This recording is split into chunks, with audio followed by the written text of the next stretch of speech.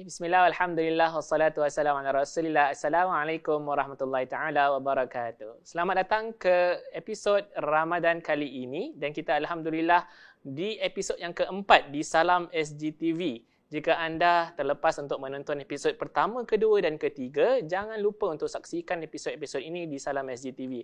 Dan alhamdulillah pada episod yang lepas kita ada Dr. Zuraimi, ada Ustaz Muhammad Nuzhan, kita ada Ustaz Muhammad Faizal Wahab, kita ada Ustaz Mizi Wahid dan sebagainya untuk membincangkan isu-isu berkenaan tentang topik-topik berkenaan tentang Ramadan bersama pekerja asing, berkenaan tentang cabaran COVID-19, tentang isu kesihatan mental dan sebagainya. Jangan lupa untuk saksikannya. Dan hari ini, pada episod yang keempat, kita akan membincangkan dengan lebih mendalam berkenaan tentang penyakit ataupun virus COVID-19 itu tersendiri. Bersama saya pada hari ini adalah seorang pakar kesihatan, yakni Dr. Nur Hidayati. Apa khabar Dr. Sihat? Sihat, Alhamdulillah. Keluarganya okey?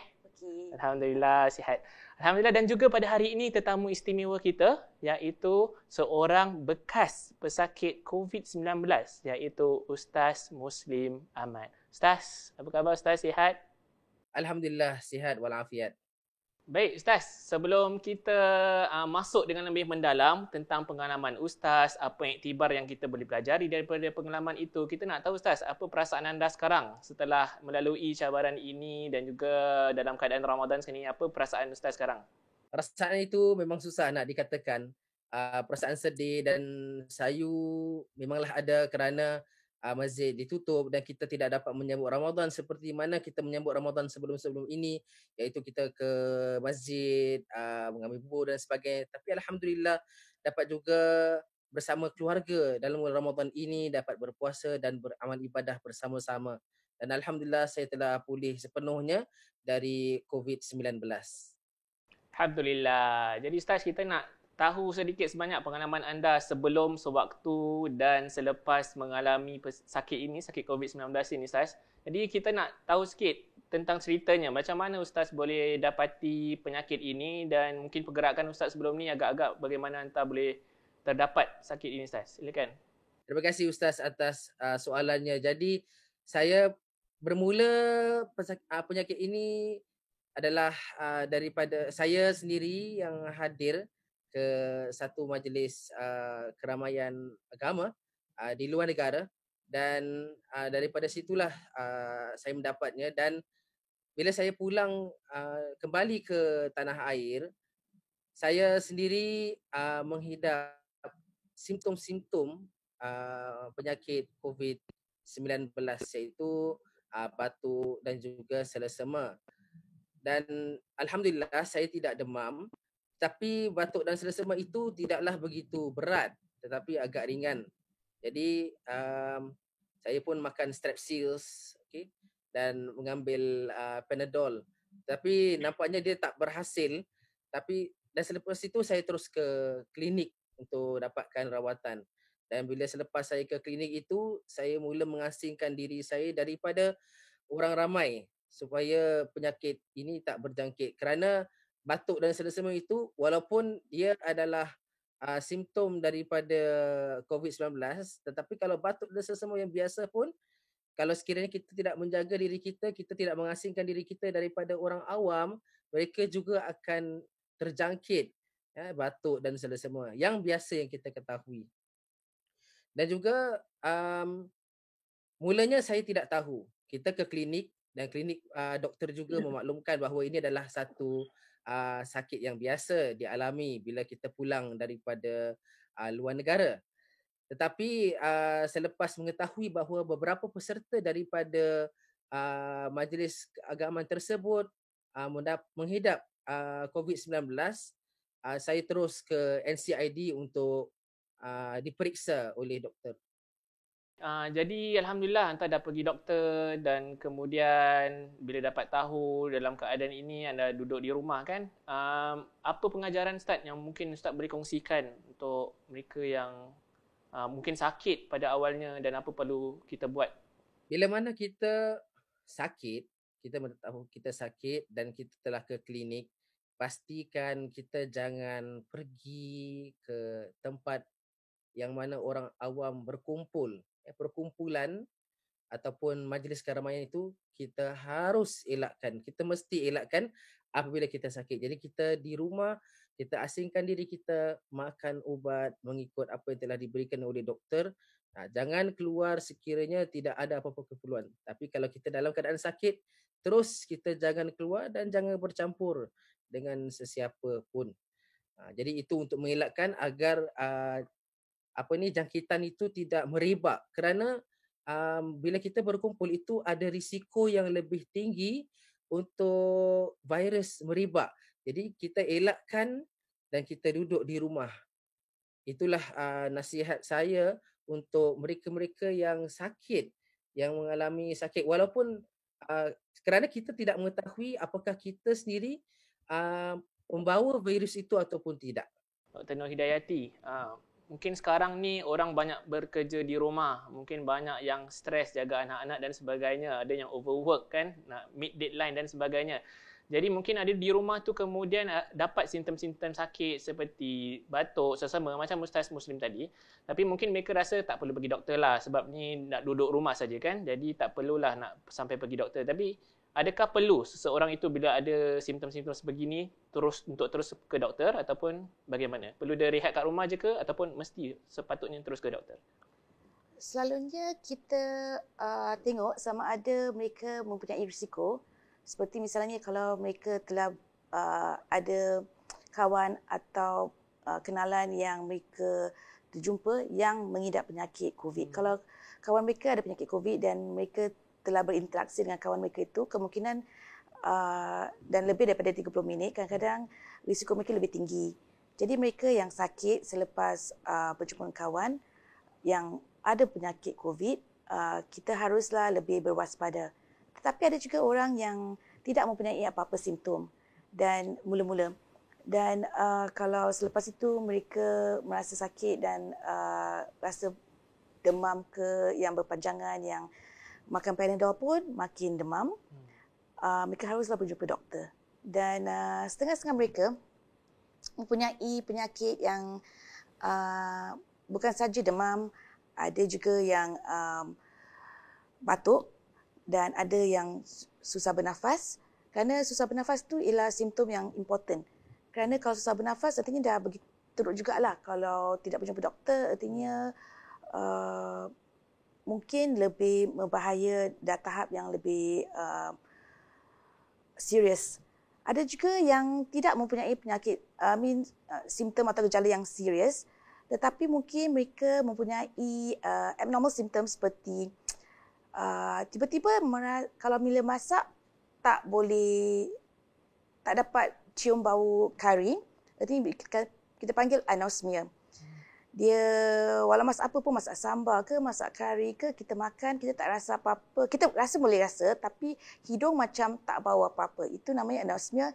Itu pun boleh menunjukkan kita mempunyai penyakit COVID. Selain daripada itu, kalau badan sentiasa lesu, ataupun kita rasa susah nafas, jantung rasa sakit, badan rasa sakit, dan yang lebih menarik ialah mereka yang mempunyai jari-jari yang tiba-tiba berwarna abnormal lah, macam kebiruan atau kemerahan yang really look abnormal, itu pun perlu berjumpa doktor. Ada setengah yang tidak ada batuk tetapi mereka mungkin sakit perut atau cerit-berit. So, simptom COVID ni ada macam-macam. Yang straightforward, yang selalunya ialah mereka batuk dan demam. Tetapi ada yang penyakit COVID yang tidak mempunyai batuk dan demam tetapi mereka mempunyai simptom-simptom yang menarik inilah. Terima kasih doktor atas perkongsian simptom-simptom. Jadi para penonton dapat tahu kan simptomnya bukan sahaja batuk dan juga bukan sahaja selsema, tapi juga banyak simptom-simptom lain-lain yang telah dikongsikan oleh doktor tadi. Harap dapat ambil peka, jangan leka dan pergi ke doktor apabila anda sakit dan tidak sihat. Ya. Jadi kembali kepada Ustaz Muslim Ahmad. Ustaz, jadi tadi pengalamannya bila Ustaz dah jumpa doktor tu Ustaz, dah sakit duduk rumah jumpa doktor kan. Jadi macam mana tu Ustaz kemudian tahu yang Ustaz ada COVID-19?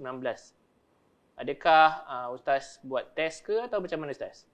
Jadi apabila saya sudah ke klinik dan mendapatkan ubat dan sebagainya. Saya duduk di rumah dan saya mendapat maklumat bahawa peserta-peserta di majlis keramaian itu ada yang dijangkiti dengan virus tersebut dan saya terus ke NCID selepas itu untuk diperiksa.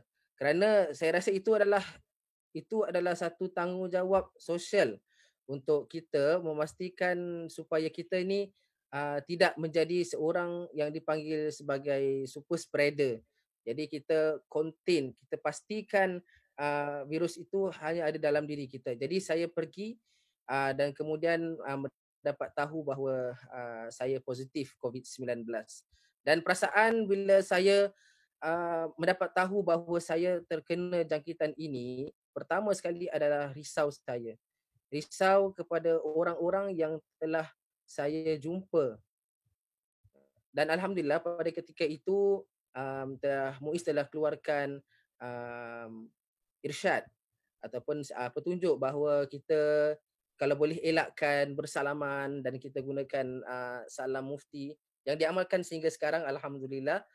Dan daripada situ memang rasa risau lebih-lebih lagi kepada mereka yang mempunyai anak ataupun mereka yang sedang mengandung, kerana saya mungkin ada bertemu dengan mereka dan juga paling risau juga adalah ahli keluarga sendiri. Dan kerana risaunya apa? Sekiranya mereka terjangkit, kemungkinan bila mereka terjangkit itu mereka mengalami kesakitan yang berpanjangan dan lebih teruk daripada apa yang saya hidapi ataupun apa yang saya kena.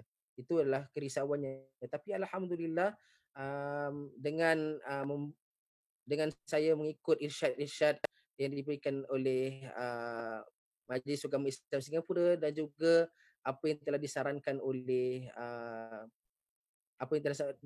oleh government, alhamdulillah dapat dijalankan dengan baiklah. Kita ada lagi satu soalan Ustaz, nak tahu juga bagaimana keadaan ahli keluarga Ustaz bila mereka dapat tahu yang Ustaz positif sakit COVID-19 ni, dan juga bagaimana keadaan Ustaz sendiri bila mana duduk di hospital ataupun tempat yang antum perlu duduk tu, dan adakah layanannya itu baik ataupun bagaimana kelengkapan di sana, adakah okey duduk di sana untuk beberapa hari?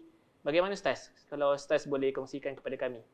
Setelah ahli keluarga saya mendapat tahu, mereka pun agak bersedih kerana terpaksa berpisah dan mengetahui bahawa perkara ini akan mengambil masa juga. Kita tak tahu berapa lama seseorang itu dapat sembuh daripada virus ini. Dan bila saya dibawa ke NCID daripada awal sehingga ke akhir, layanan alhamdulillah memang sangat baik. Kita boleh melihat bahawa para jururawat, para doktor, mereka sangat bertungkus lumus dalam memastikan keselamatan terjaga, keadaan juga terjaga dan juga pesakit-pesakit COVID ini dapat sembuh. Dan bila kita di sana itu, bila mendapat rawatan, mereka pastikan mereka juga memakai pakaian yang sempurna, mereka memastikan kebersihan semua terjaga. Walaupun dalam keadaan mereka sendiri meletakkan diri mereka dalam risiko kerana mereka ini adalah orang yang di hadapan. Jadi alhamdulillah kelengkapan semua cukup alhamdulillah dan walaupun kita seharusnya berterima kasih dan seharusnya kita rasa bersyukur atas segala kelengkapan yang telah disediakan kerana kita dapat duduk dan memastikan virus itu tidak keluar. Dan alhamdulillah makanan yang disediakan, kelengkapan yang ada semuanya cukup baik, alhamdulillah. Terima kasih Ustaz kongsiannya tadi, alhamdulillah. Jadi para penonton sekalian, kita tahu ada wira-wira kita yang 24 jam bantu orang-orang yang mungkin dalam keadaan tidak sihat dan sakit, untuk bantu mereka untuk pulih. Jadi sama-sama kita bersyukur dan berterima kasih kepada mereka, antaranya doktor yang ada pada hari ini. Kita doakan mereka agar mereka juga sihat dan diberikan kekuatan untuk sama-sama menjaga kita dan kesihatan kita, insya-Allah. Amin ya rabbal alamin.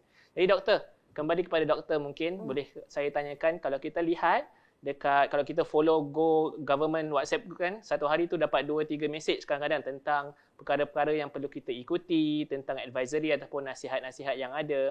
Jadi ada yang mungkin ambil remeh tentang nasihat-nasihat ini.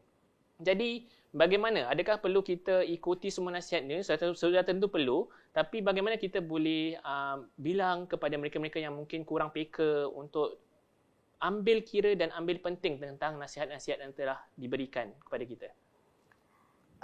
Pada pendapat saya memanglah kalau diberi dipanggil instructions untuk kita ikut apa yang disuruh, memang kadang-kadang susah. Kita perlu ada social distancing, perlu pakai pelitup, tak pernah pakai pelitup, tiba-tiba pakai pelitup. Tak pernah berjarak jauh, kita kena kurang-kurang 1 meter antara kita dengan kawan. Dan dan selain daripada itu, kita dapati bahawa banyak kedai yang tutup, nak beli makanan susah, nak beli barang keperluan susah, nak masuk pasar pun susah. Tapi ini sebenarnya ialah untuk kebaikan semua.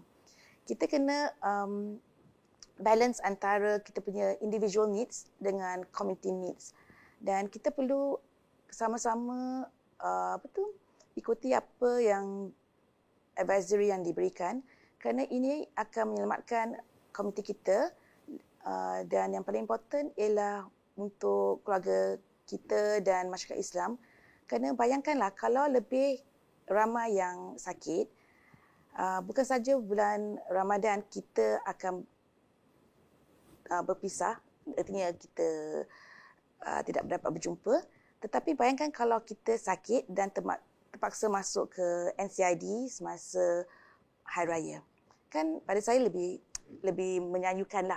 Jadi kalau boleh kita harus ikuti advisory yang diberikan supaya walaupun kita berjauhan, kita masih duduk di bawah bumbung yang sama. Ada juga keluarga di rumah. Daripada kita kalau berasingan, ada yang terpaksa tinggal di hospital kerana penyakit COVID. Jadi pada saya walaupun susah untuk mengikuti setiap arahan, setiap advisory, kalau boleh kita ikutilah sama-sama ya. Dan jadi bagi penonton yang mungkin belum ikuti WhatsApp tersebut, silalah ikuti WhatsApp government.sg tu kan. Jadi dapatlah kita informasi yang terkini untuk kita dapat tahu keadaan yang paling latest dan terkini, insya-Allah. Jadi selain daripada itu, yang Ustaz telah kongsikan daripada sebelum Ustaz dapat, bagaimana Ustaz dapat penyakit tersebut dan waktu Ustaz di dalam hospital. Kemudian sekarang ni kita nak tahu Ustaz, bagaimana pula proses selepas tu. Lepas Ustaz dapat rawatan, keadaan semua okey, macam mana pengalaman pula bila nak akhir-akhirnya tu, dan kemudian sekarang ni setelah semuanya selesai, Ustaz berada di rumah. Jadi ada tak cerita-cerita menarik yang Ustaz mungkin boleh kongsikan supaya kita dapat ambil pengajaran dan iktibar daripada pengalaman Ustaz? Sewaktu saya duduk di hospital, kira semasa saya menjalani rawatan itu, alhamdulillah saya juga mendapat bantuan dan sokongan daripada ahli keluarga. Itu yang sebenarnya sangat-sangat penting apabila kita sakit. Pastikan sokongan itu berterusan. Dan pada kali ini sokongan itu bukan hanya kepada diri saya tapi juga sokongan kepada ahli keluarga. Alhamdulillah ada juga yang menghulurkan bantuan, ada yang juga menghulurkan sokongan mereka terhadap diri saya dan juga ahli keluarga, kerana bila mereka menjalani quarantine order, mereka tidak boleh keluar rumah, dan alhamdulillah ada juga yang menghantar barang-barang asas yang diperlukan semasa mereka berada dalam quarantine order. Dan saya juga pastikan diri saya juga ada sokongan, kerana memang agak kita akan merasa kemurungan, kita akan boleh merasa kesedihan, kerisauan dan sebagainya, tapi bila dengan ada sokongan ini kita akan terus kuat. Bila kita kuat, insya-Allah dia akan lebih cepat untuk kita rasa gembira dan juga cepat sembuh. Dan bila saya pulang ini, saya melihat sebenarnya bantuan ni daripada sudut komuniti dan juga dari sudut individu juga ada. Kita melihat masyarakat juga ada membantu dan kita melihat government juga membantu dari segi menjadikan geran-geran seperti Courage Fund. Anda juga boleh kunjungi MSF dan juga bertanyakan apakah bantuan-bantuan yang anda boleh dapati sekiranya anda terjejas dengan COVID-19. Ramai yang terjejas, ya. Kalau kita melihat ahli keluarga ada yang kehilangan pekerjaan, dan mereka juga boleh mendapatkan bantuan menerusi MSF. Dan seperti yang Ustaz katakan tadi, jangan lupa untuk ikuti perkembangan daripada WhatsApp government.gov.sg, dan itu sangat penting. Kemudiannya saya juga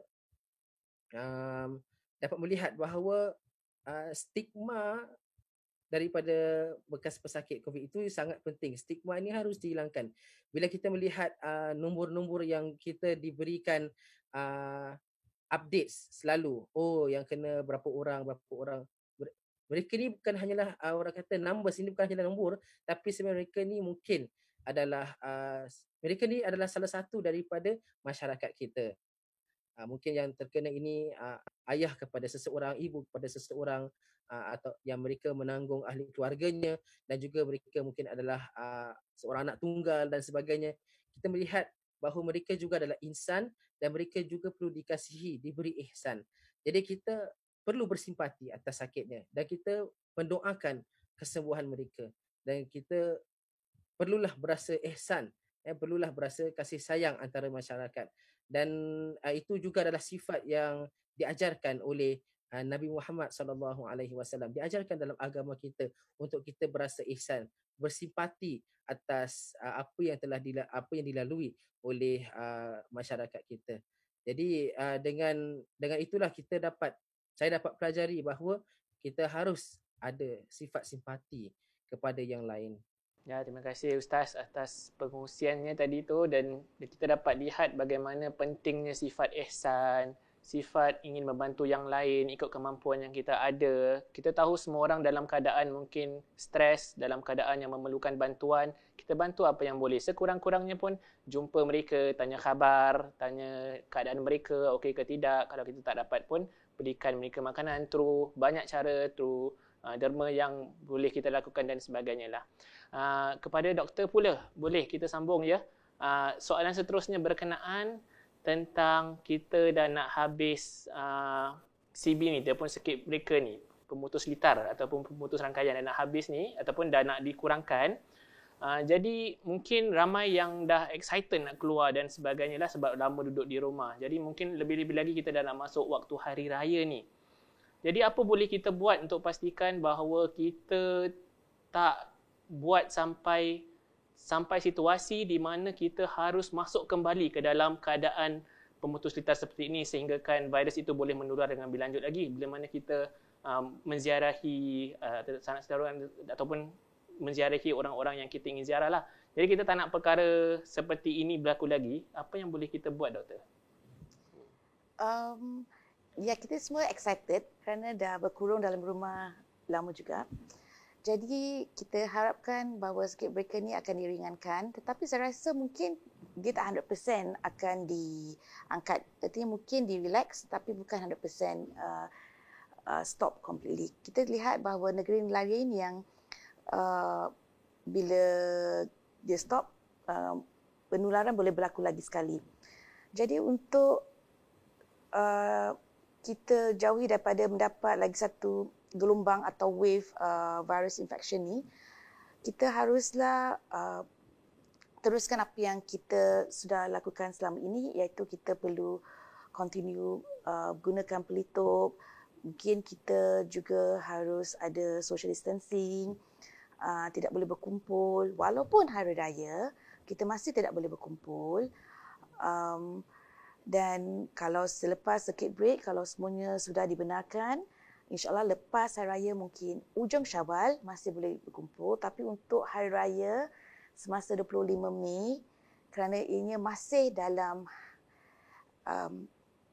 circuit breaker yang belum dibentikan, kita tidak bolehlah berkumpul ramai-ramai seperti tahun-tahun yang lepas bila hari raya. Artinya kita pergi ke masjid, kita pergi berkunjung antara sanak keluarga dengan kawan-kawan, ada parti, jumpa seperti tahun-tahun lalu lah.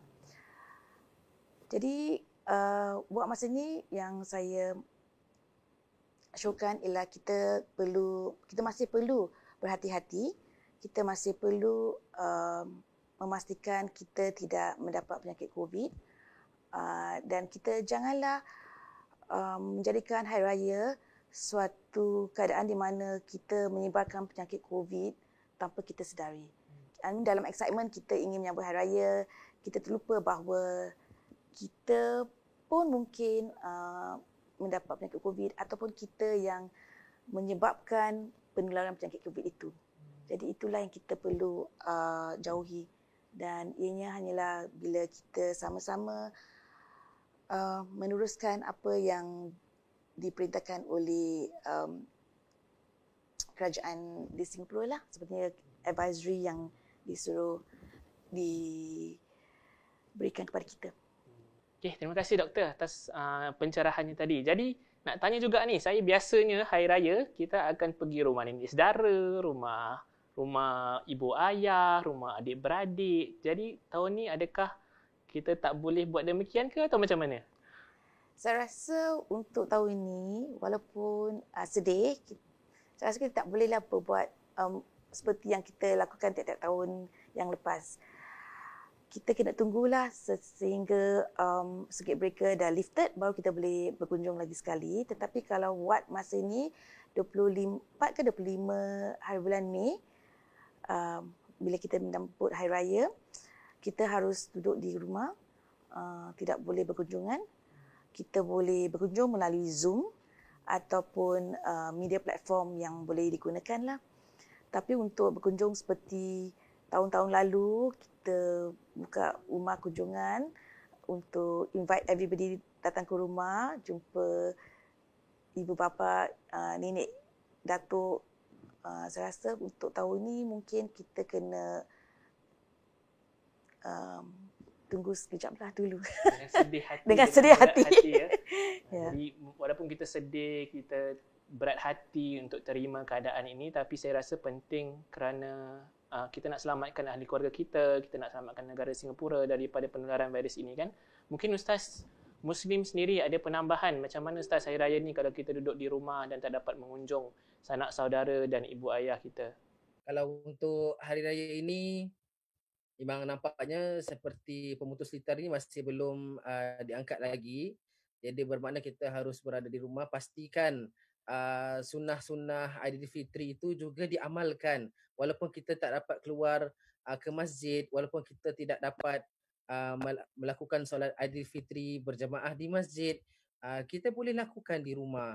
Jadi kita boleh makan selepas subuh sebelum kita sampai waktu Aidilfitri, dan juga insya-Allah kita tunggu pengumuman daripada Majlis Ugama Islam Singapura, dan juga boleh mendapatkan khutbah Aidilfitri, dan juga kita boleh bersama-sama di rumah melakukan sunnah-sunnah tersebut dan bertakbir ya, hari raya seperti biasa bertakbir, tapi kali ini berbeza takbirnya, iaitu kita takbir di rumah. Dan juga masih seperti mana yang telah disebutkan oleh doktor, untuk kita mengunjungi secara online. Ya, kita boleh seperti sekarang ini saya dengan ustaz ya online, dan begitu juga kita boleh berjumpa dengan ahli keluarga. Sekiranya kita ada ahli keluarga yang belum lagi mengerti cara-cara untuk menggunakan wadah online ini, kita boleh memberikan tunjuk ajar sedikit mungkin di rumah bagaimana menekan beberapa butang dan sebagainya, insya-Allah. Kalaupun sekiranya tidak boleh menerusi wadah online, bila kita hubungi mereka di telefon, itu juga adalah satu perkara yang sangat-sangat baik, dan kita terus lakukan agar mereka juga mendapat sokongan. Walaupun kita berjauhan, tetapi kita dapat juga mendengar suara alhamdulillah. Okay, terima kasih Ustaz atas perkongsiannya tadi. Jadi Hari Raya tahun ni mungkin Hari Raya yang sangat berbeza lah untuk kita semua, tapi untuk keselamatan kita juga. Dan mungkin untuk terakhir ni, doktor ada apa-apa tak nasihat untuk episod kali ini kepada para penonton kita? Silakan. pertama kali saya berterima kasih kerana menjemput saya untuk Ramadan kali ini, episod ini. Dan ya, seperti yang kita telah bincangkan, Hari Raya tahun ini sangat berbeza. Ramadan kali ini sangat berbeza. Kalau kita bayangkan Ramadan dulu-dulu kita berkumpul di masjid, Hari Raya selalu pun kita berkumpul di masjid, berkumpul di rumah, mengunjungi satu sama lain, dapat berjumpa ibu bapa, berjumpa keluarga kita lah. Kemungkinan 10 tahun daripada sekarang kita akan ketawa kerana keadaan begitu unik untuk tahun ini. Tetapi untuk tahun inilah saya harap kita semua dapat menyesuaikan diri dan kita akan teruskan seperti yang disarankan oleh kementerian kita supaya kita sentiasa mengikuti advisory yang sudah disuruh oleh kementerian. Dan kita boleh menyambut Hari Raya dengan bertakbir di rumah. Sesiapa di rumah kita masih juga boleh menyambut Hari Raya, boleh makan bersama-sama. Dan mereka yang tidak tinggal sebumbung dengan kita boleh menyiapkan platform untuk berinteraksi. Kalau sebelum ni kita tak pernah pakai internet, tiba-tiba semua akan pandai pakai internet dan kita boleh bersama-sama mengambil foto di Zoom ke di mana-mana platform. Terima kasih Doktor. Ustaz Muslim pula bagaimana? Ada tak mungkin nasihat untuk penonton daripada pengalaman Ustaz ni sebagai orang yang berpengalaman menghadapi keadaan sakit ini? Apa Ustaz nasihat untuk mereka-mereka yang mungkin nak sembunyi-sembunyi keluar jumpa ahli keluarga waktu Hari Raya tu? Mungkin Ustaz ada nasihat-nasihat. Silakan Ustaz. Nasihat saya, duduk rumah, jangan keluar tanpa keperluan. Dan juga jangan kita ambil isu kesihatan itu satu perkara yang ringan. Pastikan kita mendapatkan rawatan, pastikan kita jujur dengan kesihatan kita. Sekiranya doktor bertanya apakah simptom-simptom yang dialami, jelaskan kepada mereka, pastikan telus dalam perbicaraan kita. Dan juga bagi saya sebagai pesakit COVID, saya juga masih boleh menyumbang kepada masyarakat. Dan sekiranya anda boleh menyumbang, macam seperti saya menerima tawaran daripada NCID untuk menjalani penyelidikan kesihatan kerana penyelidikan itu sangat-sangat penting oleh Kementerian Kesihatan. Jadi sekiranya anda mendapat dihubungi oleh pihak Kementerian Kesihatan untuk ada tawaran untuk melakukan penyelidikan, anda ambillah tawaran tersebut. Jadi kerana itu insya-Allah dia akan membantu dalam memastikan masyarakat kita pulih. Dan pastikan janganlah kita memandang rendah, janganlah kita menghina, janganlah kita menyalahkan orang itu dan orang ini. Dan pastikan kita terus berasa ihsan, ada sifat ihsan, sifat simpati dan juga kasih sayang. Lagi-lagi dah dekat dengan Hari Raya ini, teruskan bermaaf-maafan, teruskan dengan sifat-sifat yang baik. InsyaAllah Allah Subhanahu Wa Taala akan merahmati kita semua. Alhamdulillah, terima kasih Ustaz Muslim, terima kasih Dr. Nur Hidayati atas pengkongsian dan pencerahan untuk episod keempat Ramadan kali ini. Jadi begitulah, Alhamdulillah kita telah selesai episod kali ini. Banyak pengajaran dan iktibar yang kita boleh ambil pada hari ini. Yang pertama dan utama, jangan kita abaikan nasihat ataupun advisory yang telah diberikan. Jangan kita sembunyi-sembunyi untuk ziarah orang, berkumpul secara beramai-ramai kerana kita ingin pastikan ahli keluarga kita itu semua selamat dan terjaga. Jangan kita jadikan hari raya ini penyebab penularan virus ini lebih tersebar luas. Na'udzubillahi min zalik. Jadi ambil kira pesanan-pesanan ini, nak keluar pakai pelitup, nak keluar pastikan ada 1 meter distancing dan sebagainya. Dan itu insya-Allah pengajaran pada hari ini. Jika anda suka, subscribe kepada Salam SGTV ini dan kongsikan kepada rakan-rakan, ahli keluarga berkenaan tentang episod-episod dan cerita-cerita yang ada ataupun video-video yang ada di Salam SGTV ini. Dan insya-Allah kita akan bertemu lagi pada masa yang akan datang. Saya Muhammad Fakhur Razi bin Muhammad Nur. Sekian saja. Wassalamualaikum warahmatullahi taala wabarakatuh.